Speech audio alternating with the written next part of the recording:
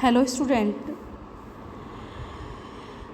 School management and leadership की आज की क्लास में सेकंड यूनिट के अंतर्गत मैं शैक्षिक प्रबंधन के विषय में आज अपना लेक्चर प्रस्तुत करूंगी।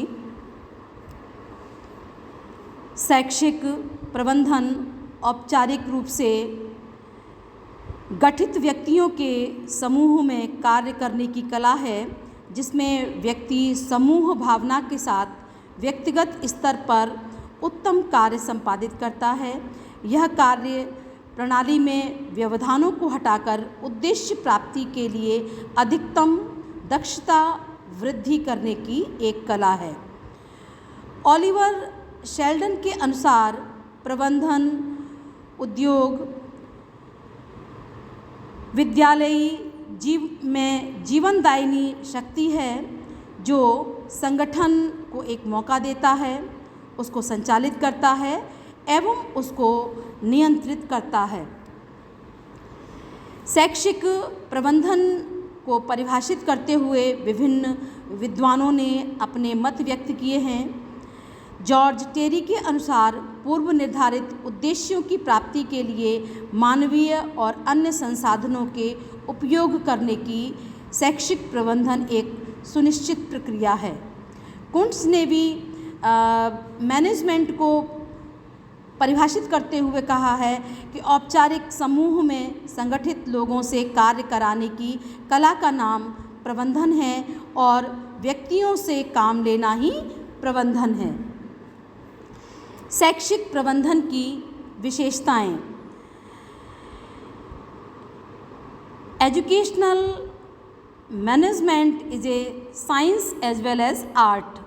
ये विज्ञान और कला दोनों का ही एक सम्मिश्रित रूप है, क्योंकि विद्यालय के अंतर्गत हमें कुछ कार्यों में वैज्ञानिकता का उपयोग करना पड़ता है और कलात्मकता का भी उपयोग हम इसमें करते हैं। तो शैक्षिक प्रबंधन ना तो हम इसको विज्ञान कह सकते हैं और ना ही कला कह सकते हैं, बल्कि इन दोनों का ही एक सम्मिश्रित रूप विद्यालय प्रबंधन होता है। Management is A purposeful process. जो हमारा प्रबंधन है एक सोद्देश्यपूर्ण प्रक्रिया है, क्योंकि बिना मैनेजमेंट के विद्यालय के अंतर्गत कोई भी कार्य सफलता के साथ नहीं हो सकता है। Management increase the success of the work. कार्य की सफलता मैनेजमेंट के द्वारा ही बढ़ती है। एंड नेक्स्ट इसका जो करेक्टरिस्टिक्स है यूनिवर्सैलिटी, सार्वभौमिकता। प्रबंधन जो है शैक्षिक प्रबंधन जो है ये एक यूनिवर्सल गुण को लिए हुए है, क्योंकि जब तक हम प्रबंधन नहीं करेंगे तो हम अपने, चाहे वो शैक्षिक कार्य हों, चाहे वो घर के कार्य हों, चाहे हमारे व्यक्तिगत कार्य हों, हम कोई भी कार्य ठीक ढंग से नहीं कर सकते हैं। तो ये एक सार्वभौमिकता की जो विशेषता है वो शैक्षिक प्रबंधन अपने आप में लिए हुए है। It is a integrated process. ये एक समन्वित प्रक्रिया है। इसमें जो है हम बहुत सारे कार्यों को करते हैं, चाहे वो मानवीय संसाधनों के रखरखाव से संबंधित हों, चाहे भौतिक संसाधनों के रखरखाव से संबंधित हों, चाहे छात्रों से संबंधित हों या शिक्षकों से संबंधित हों। इसमें मैनेजमेंट के अंतर्गत हमको इंटीग्रेटेड प्रोसेस के रूप में ही कार्य करना होता है। Management is a action based. ये क्रिया पर आधारित है, क्योंकि ह्यूमन बीइंग शैक्षिक प्रबंधन के अंतर्गत कार्य करते हैं। मानवीय प्राणी जो भी कार्य किया जाता है वो एक्शन बेस्ड होता है। एक्शन बेस्ड होने के कारण हम कह सकते हैं कि जो शैक्षिक प्रबंधन है वो क्रिया पर आधारित है। इसका जो स्वभाव होता है वो गत्यात्मक होता है, डायनामिक नेचर का होता है। System of authority. प्रबंधन एक अधिकार प्रणाली है, क्योंकि इसमें एक हायरार्की होती है, ऊपर से लेकर के नीचे तक जो भी व्यक्ति होते हैं वो कार्य करते हैं। तो सिस्टम ऑफ अथॉरिटी को भी प्रबंधन में फॉलो किया जाता है। जैसे कि विद्यालय के अंतर्गत प्रिंसिपल से लेकर के जो हमारा सर्वेंट है उसको उसमें प्रबंधन हेतु इसमें रखा जाता है। ग्रुप एक्टिविटी, सामूहिक रूप से हम कार्य करते हैं, क्योंकि शैक्षिक प्रबंधन विद्यालय के अंतर्गत कोई भी इंडिविजुअली कार्य हम नहीं करते हैं, बल्कि सामूहिक इसमें एक्टिवली इसमें कार्य किया जाता है। It is a social process, समाज के अंतर्गत घटित होती है, तो ये एक सामाजिक प्रक्रिया है। इसमें एफिशिएंसी होती है, सक्षमता युक्त होती है, क्योंकि हर व्यक्ति से अपेक्षा की जाती है कि वो जो भी कार्य करे वो पूरी एफिशिएंसी के साथ उस कार्य को करे। प्रोफेशनल अप्रोच होती है कि जो भी हम कार्य करते हैं वो व्यावसायिक अप्रोच के साथ कार्य को करते हैं। एंड मल्टी डायमेंशनल, जो प्रबंधन है वो बहुआयामी होता है, जिसके माध्यम से कार्यों को हम सुचारू रूप से कर सकते हैं।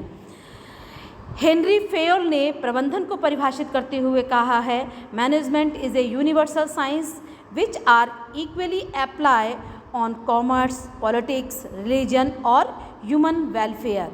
प्रबंधन एक सार्वभौमिक विज्ञान है जो वाणिज्य, राजनीति, धर्म, युद्ध एवं जनकल्याण इत्यादि सभी कार्यों में समान रूप से लागू होता है, क्योंकि हर क्षेत्र में हमको प्रबंधन की आवश्यकता होती है।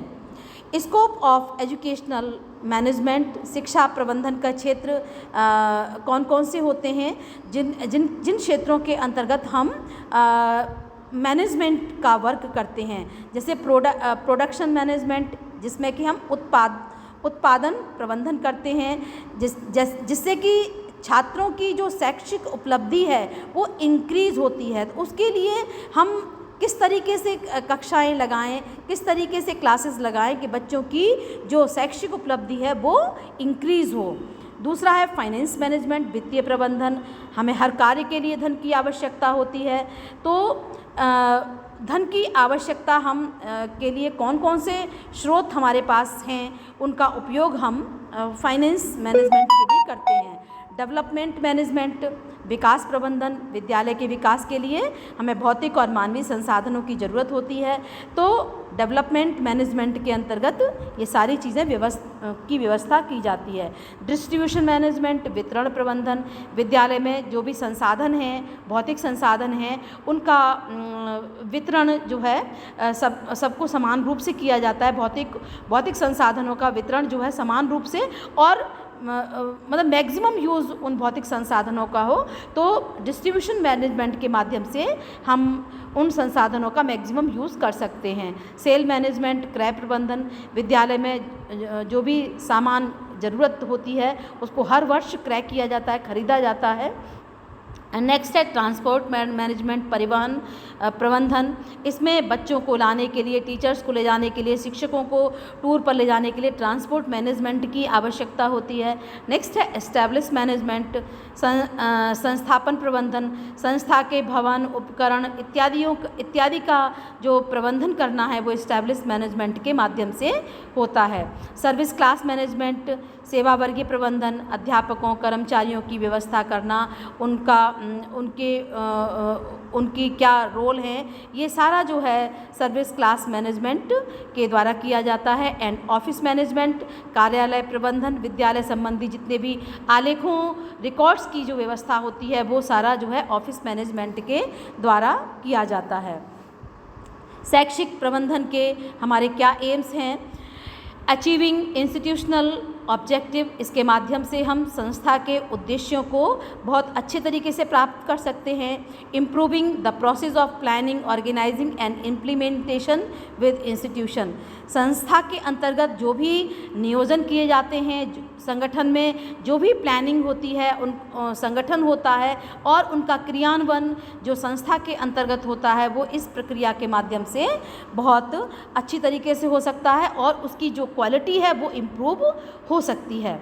इम्प्रूविंग इंटरपर्सनल कम्युनिकेशन, लोगों में जो मानवीय संसाधनों में आपस में जो मतलब कम्युनिकेशन का लेवल है वो इम्प्रूव होता है। जो तरीका है वो मतलब अच्छे तरीके से हम कम्युनिकेट करते हैं, इम्प्रूव्ड वे में हम कम्युनिकेशन कर सकते हैं और हमारे आपस के संबंधों में भी सुधार होता है, क्योंकि कम्युनिकेशन के माध्यम से बहुत सारी प्रॉब्लम को सॉल्व किया जा सकता है। Building A relationship with community, और संस्था के लोग समाज के लोगों के साथ भी एक रिलेशन मेंटेन कर सकते हैं, संबंध बना सकते हैं। जैसे कि हमको कोई रैली निकालनी है, कोई हमको सेमिनार ऑर्गेनाइज करना है, तो हम उसमें कम्युनिटी के लोगों का भी हेल्प ले सकते हैं। डिवीज़न ऑफ वर्क बहुत अच्छे तरीके से होता है। जो कर्मचारी का कार्य है वो कर्मचारी करेगा, जो शिक्षक का कार्य है वो शिक्षक करेगा, छात्र का कार्य है वो छात्र करेगा। तो इसके माध्यम से हम सारे कार्य बहुत अच्छी तरीके से व्यवस्थित कर सकते हैं। Managing interpersonal conflict and stress, जो भी तनाव अंतर्द्वंद हमारे बीच में आते हैं उनको इसके माध्यम से जो है प्रबंधन के माध्यम से दूर किया जा सकता है। टू एनहांस जॉब सेटिस्फैक्शन, और इसमें जो हमारी व्यवसाय संतुष्टि है उसको बढ़ाया जा सकता है। लोगों को अपने व्यवसाय के प्रति मतलब उनको आकर्षित किया जा सकता है, क्योंकि हम जो व्यवसाय में जो भी सुविधा उनको दी जानी चाहिए अगर वो दी जाती हैं तो वो अपने जॉब से पूरी तरीके से सेटिस्फाइड होते हैं। To use time need effectively, और जब वो अपने उनको सेटिस्फाइड होते हैं, उनमें जो है इंटरपर्सनल रिलेशन अच्छे होते हैं, तो वो जो भी संस्था के अंतर्गत जो भी कार्य करने का जो टाइम है उसको वो इफ़ेक्टिवली उसको यूज़ करते हैं। Need and importance of the educational management, प्रबंधन के अंतर्गत इसकी आवश्यकता और महत्व। ऑप्टिमम यूटिलाइजेशन ऑफ रिसोर्सेज, हम जो भी हमारे संसाधन हैं उनका हम समग्रता के साथ उपयोग करते हैं। It helps qualitative change in the educational system, इससे संस्था के अंतर्गत गुणात्मक वृद्धि होती है, गुणात्मक उत्पादन हमारा होता है। जो हमारा जो उत्पाद है वो हमारा उसकी क्वालिटी इम्प्रूव्ड होती है। Education management facilitate expansion and diversification of educational institution, इसके माध्यम से जो है विविधीकरण और विस्तार जो है संस्था के द्वारा किया जाता है। इसमें नए उत्पाद, नई सेवाओं और आय के स्रोतों में विविधता इत्यादि इसमें आती है। तो इसको जो है इसके माध्यम से बहुत सारी चीज़ें में विविधता आती है और उनका विस्तार किया जा सकता है। It minimise wastage of the resources, इससे जो है जो रिसोर्सेज का जो वेस्टेज है वो रुकता है। Specify the authority and responsibility relationship of member of an educational institution, इसमें जो अथॉरिटी की क्या रिस्पॉन्सिबिलिटी हैं और जितने भी टीम मेंबर हैं उनकी क्या रिस्पॉन्सिबिलिटी हैं वो सारी स्पेसिफाइड होती हैं। सबको अपनी अपनी रिस्पॉन्सिबिलिटीज़ पता होती हैं जब कि हमको किस क्षेत्र में कौन सा कार्य करना है। तो ये वेस्टेज को कम करता है। And it help the attain the institutional goal, और इससे जो हमारा लक्ष्य है वो आसानी से प्राप्त हो जाता है। It ensure good working condition in the educational institution, इस एजुकेशनल इंस्टीट्यूशन में जो वर्किंग कंडीशन है वो ये इंश्योर करता है कि अच्छी होनी चाहिए। It help in the evaluation of the student as well as the member of the staff, अगर बच्चों के उपलब्धि में इंक्रीज़ होता है, उनका इवैल्यूएशन या उनके अंक अच्छे आते हैं, उनका अचीवमेंट बढ़ता है, तो उस शिक्षक का अपने आप ही स्वतः ही मूल्यांकन हो जाता है और उसके कार्यों का जो अचीवमेंट है उसको हम उसके माध्यम से ज्ञात कर लेते हैं। It helps the financing and budgeting of the educational institution, और जो प्रबंधन के माध्यम से जो मतलब किस तरीके से आय व्यय और बजट हमारा शैक्षिक संस्थान के लिए कितना होना चाहिए, ये सारा ब्यौरा जो है हम प्रबंधन के माध्यम से हम ज्ञात कर सकते हैं कि हमारे पास धन कहाँ से आएगा, कहाँ खर्च होगा। आय और व्यय का जो भी ब्यौरा है वो हम प्रबंधन के माध्यम से ज्ञात कर सकते हैं। Thank you class.